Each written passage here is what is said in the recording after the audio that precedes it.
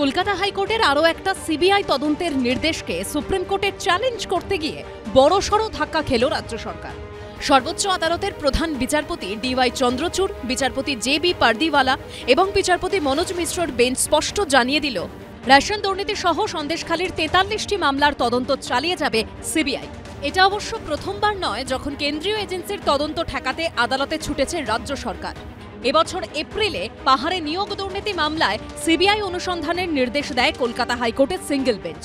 সেই নির্দেশকে চ্যালেঞ্জ করে ডিভিশন বেঞ্চে যায় রাজ্য সরকার, কিন্তু ডিভিশন বেঞ্চ রাজ্যকেই প্রশ্ন করে সিবিআই অনুসন্ধানে সমস্যা কোথায়। এরপর সিঙ্গেল বেঞ্চের দেওয়া সিবিআই অনুসন্ধানের নির্দেশই বহাল রাখে ডিভিশন বেঞ্চ।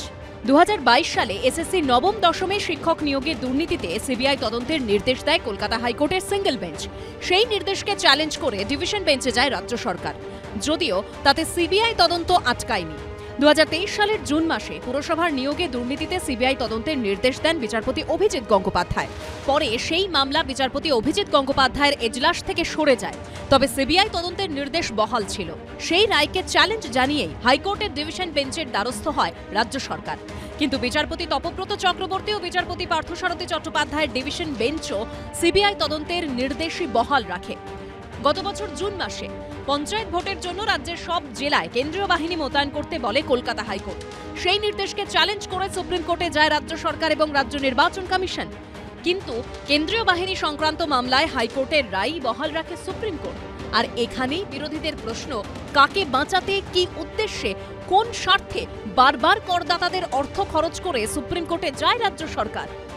কেন্দ্রীয় সংস্থাগুলির তদন্ত অনেক বেশি স্বচ্ছ, সেটা মমতা বন্দ্যোপাধ্যায় জানেন।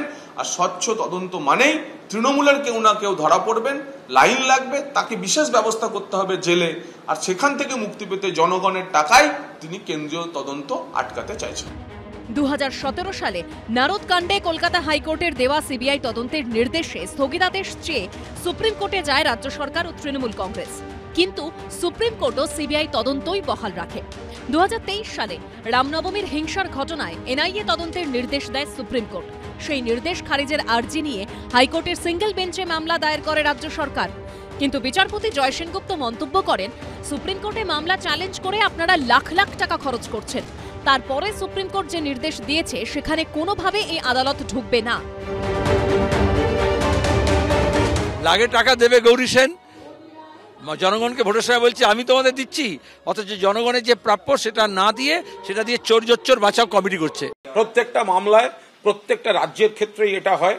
রাজ্য সরকারের একটা স্ট্যান্ড থাকে, যদি সেখান থেকে উল্টো কিছু যেটা রাজ্য সরকার ঠিক মনে করছে না সেটা যদি হয়, তাহলে আইনে পথ রয়েছে, নিশ্চিতভাবে আইনে পথ রয়েছে।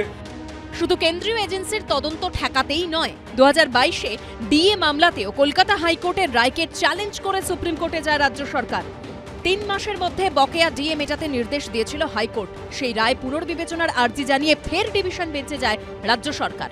পুনর্বিবেচনার সেই আর্জিও খারিজ করে দেন বিচারপতি হরিশ টন্ডন। তারপরই সুপ্রিম কোর্টের দ্বারস্থ হয় রাজ্য সরকার। দীপক ঘোষ ও উজ্জ্বল মুখোপাধ্যায়ের রিপোর্ট, এবিপি আনন্দ।